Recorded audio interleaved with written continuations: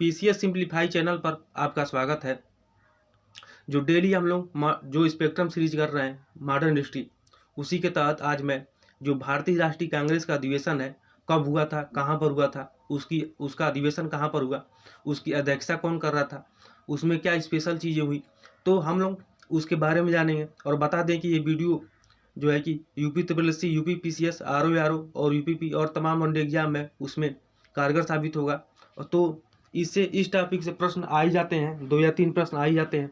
तो आप लोग अंत तक जरूर बने रहिए और लाइक ज़रूर करिए, शेयर करिए, सब्सक्राइब करिए, ताकि अधिक से अधिक लोग जुड़ सकें और इस कार्यक्रम का लाभ ले सकें। तो आइए जानते हैं भारतीय राष्ट्रीय कांग्रेस की स्थापना कब हुई। तो दिसंबर 1885 में। कहाँ पर हुई? तो बॉम्बे में हुई थी। कहाँ पर? तो बॉम्बे में हुई थी। इसके प्रारंभिक नेतृत्वकर्ता कौन कौन थे? तो दादा भाई नौरोजी, फिरोज शाह मेहता, बहाउद्दीन तैयब जी, डब्ल्यू.सी. बनर्जी, व्योमेश चंद्र बनर्जी भी कहा जाता है इन्हें, सुरेंद्रनाथ बनर्जी, रोमेश चंद्र दत्त, ए सुब्रमण्यम अय्यर शामिल थे। प्रारंभ में इसके कई नेतृत्वकर्ता थे। कहाँ कहाँ से? तो बम्बई और कलकत्ता से संबंधित थे। एक सेवानिवृत्त ब्रिटिश अधिकारी कौन था? तो एओ ह्यूम। एओ ह्यूम ने विभिन्न क्षेत्रों में भारतीयों को एक साथ लाने की भी भूमिका निभाई थी। आगे देख लेते हैं भारतीय राष्ट्रीय कांग्रेस का गठन किस लिए हुआ था। तो ये एक राष्ट्र निर्माण की प्रक्रिया को बढ़ावा देने की दिशा में एक प्रयास था। क्या था? तो राष्ट्र निर्माण की प्रक्रिया को बढ़ावा देने की दिशा में एक प्रयास था। आगे देख लेते हैं देश के सभी क्षेत्रों तक पहुंच स्थापित करने के लिए विभिन्न क्षेत्रों में कांग्रेस के सत्र आयोजित करने का निर्णय लिया गया। अधिवेशन का अध्यक्ष उसी क्षेत्र से चुना जाता था जहां की कांग्रेस के अधिवेशन का आयोजन किया जा रहा था। अब विभिन्न सत्र देख लेते हैं। तो 1885 में कहाँ पर होता है? तो बॉम्बे में होता है। कहाँ पर होता है? तो बॉम्बे में होता है। ठीक है, कहाँ पर होता है? तो बॉम्बे में होता है। पहला 1885 बॉम्बे में होता है। उसकी अध्यक्षता कौन करते हैं? तो डब्ल्यू.सी. बनर्जी करते हैं, व्योमेश चंद्र बनर्जी जी करते हैं। देख लेते हैं दूसरा सत्र कहाँ पर होता है? 1886 में। कहाँ पर? तो कलकत्ता में आयोजित होता है। अध्यक्षता कौन करता है? दादा भाई नौरोजी जी करते हैं। कौन करता है पहला अधिवेशन? तो डब्ल्यू.सी. बनर्जी, व्योमेश चंद्र बनर्जी जी करते हैं। कहाँ पर होता है? तो बॉम्बे में होता है। आगे देखते हैं दूसरा सत्र कहाँ पर होता है? तो कलकत्ता में होता है। अध्यक्षता कौन करता है? तो दादा भाई नौरोजी। तो आप लोगों को बता दें कि एक ट्रिक है इसका, मुक्कमई मुक्कमई मुक्कमई बकना। तो मुंह से क्या हो जाएगा? मुंबई हो जाएगा। क से क्या हो जाएगा? कलकत्ता हो जाएगा। और क से कलकत्ता हो जाएगा। फिर म से क्या होगा? तो मद्रास होगा, जो तीसरा होता है। तो देख लेते हैं तीसरा सत्र जो होता है 1887 में। कहाँ पर? तो मद्रास में होता है। इसकी अध्यक्षता कौन करते हैं? तो सैयद बहाउद्दीन तैयब जी करते हैं। ये पहले मुस्लिम अध्यक्ष रहते हैं। कौन रहते हैं? तो पहले मुस्लिम अध्यक्ष रहते हैं। तो पूछ लेता है कि पहले मुस्लिम अध्यक्ष जो किस अधिवेशन में अध्यक्षता करते हैं? तो तीसरे सत्र में करते हैं। कहाँ पर होता है? वो मद्रास में होता है। कब होता है? तो 1887 में होता है। आगे देख लेते हैं चौथा सत्र देख लेते हैं। तो वर्ष 1888 में होता है, इलाहाबाद में। अध्यक्षता कौन करता है? जॉर्ज यूले जी करते हैं। ये पहले अंग्रेज अध्यक्ष रहते हैं। कौन रहते हैं? तो ये पहले अंग्रेज अध्यक्ष रहते हैं। ठीक है, फिर कलकत्ता में होता है। अध्यक्ष कौन करते हैं? 1896 में तो रहमतुल्लाह सयानी जी करते हैं। आगे देख लेते हैं रविन्द्रनाथ टैगोर पहली बार राष्ट्रीय गीत वंदे मातरम गाया था। किसमें? तो कहाँ पर? तो कलकत्ता में। अध्यक्षता उस समय कौन कर रहे थे? तो रहमतुल्लाह सयानी जी कर रहे थे। रविन्द्रनाथ टैगोर पहली बार राष्ट्रीय गीत वंदे मातरम गाया था। ठीक है, आगे देख लेते हैं वर्ष 1899 में लखनऊ अध्यक्ष कौन करता है? तो रमेश चंद्र दत्त जी करते हैं। भू राजस्व के अस्थायी निर्धारण की मांग होती है इसमें। इस अधिवेशन में क्या होता है? तो भू राजस्व के अस्थायी निर्धारण की मांग होती है। ठीक है, लखनऊ में। फिर देखते हैं वर्ष 1901 में होता है। कहाँ पर? तो कलकत्ता में। अध्यक्षता कौन करते हैं? तो दिनेश ई वाचा जी करते हैं। 1901 कलकत्ता में होता है। पहली बार गांधी जी कांग्रेस के मंच पर दिखाई दिए थे। कहाँ पर दिखाई दिए थे? तो कांग्रेस के मंच पर पहली बार गांधी जी दिखाई दिए थे 1901 में। फिर देखते हैं वर्ष 1905 में। तो कहाँ पर होता है? तो बनारस में होता है। कहाँ पर होता है? तो बनारस में होता है। कहाँ पर होता है? तो बनारस में होता है। कौन? गोपाल गिज गोखले जी करते हैं। किस लिए था? तो सरकार के खिलाफ स्वदेशी आंदोलन की औपचारिक घोषणा हुई थी इस अधिवेशन में, बनारस अधिवेशन में 1905 में।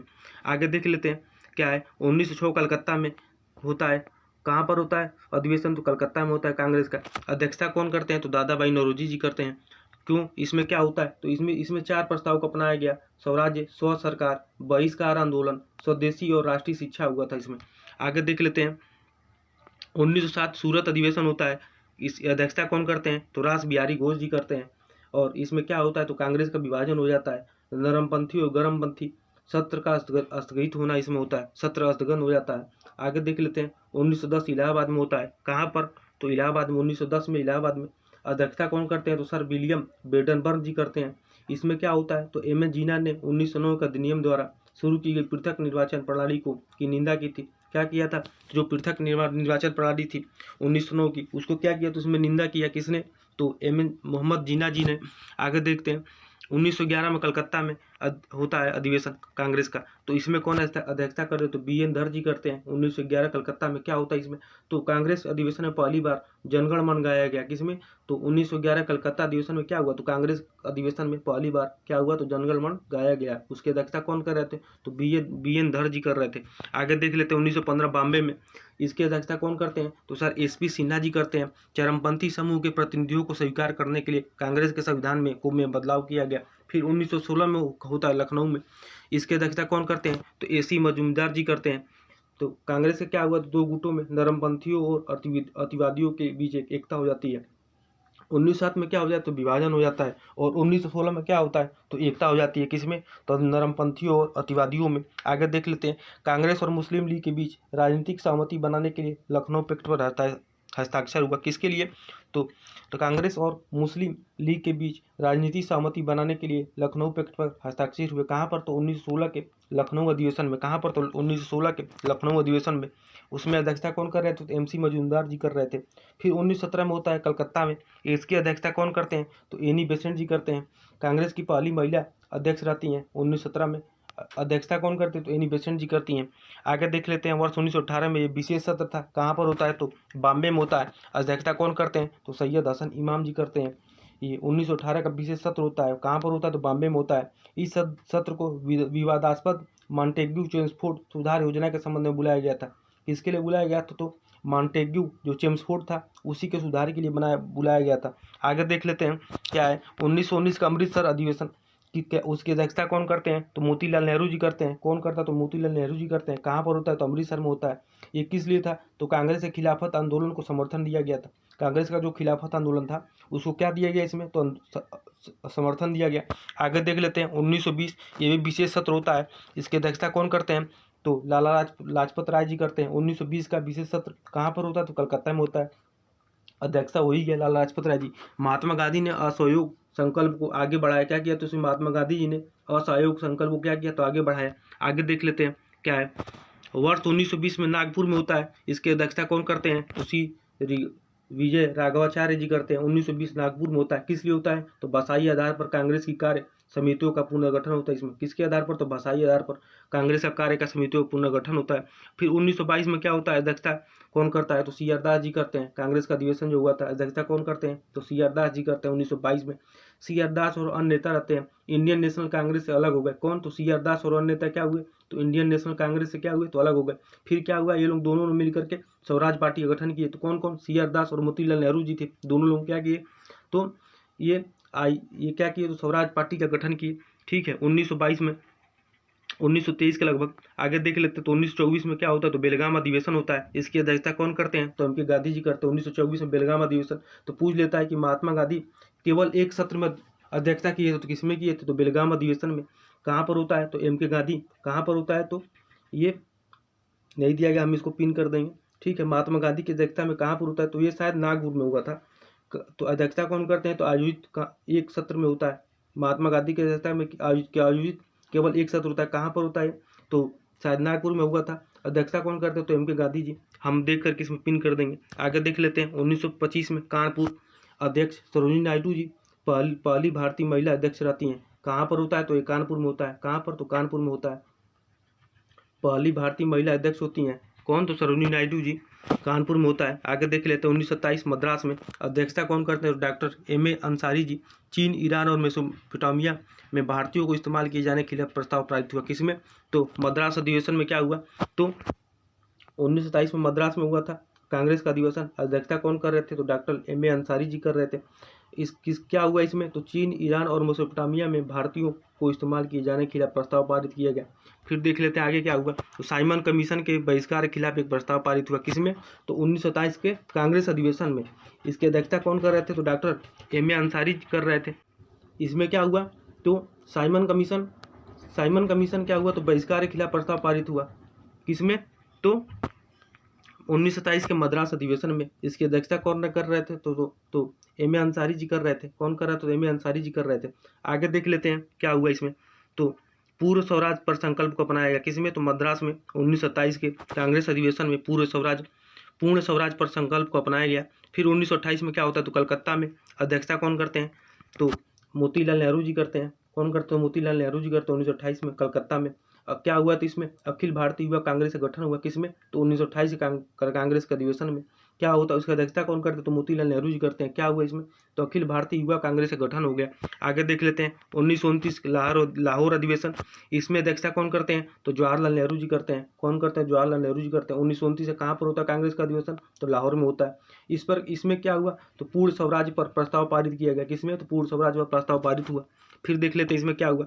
तो पूर्ण स्वतंत्रता के लिए सविनय अवज्ञा आंदोलन की शुरुआत किया जाना। इसमें क्या हुआ? तो पूर्ण स्वतंत्रता के लिए क्या हुआ? तो सविनय अवज्ञा आंदोलन के शुरू किया जाना। किसमें हुआ था? तो ये 1929 के लाहौर अधिवेशन में। फिर क्या हुआ? तो 26 जनवरी को स्वतंत्रता दिवस के रूप में मनाए जाने की घोषणा की गई, किसमें? तो 1929 के लाहौर अधिवेशन में क्या हुआ? तो 26 जनवरी को स्वतंत्रता दिवस के रूप में मनाए जाने की घोषणा की गई। आगे देख लेते हैं क्या हुआ। फिर होता है 1931 से कराची अधिवेशन कांग्रेस का।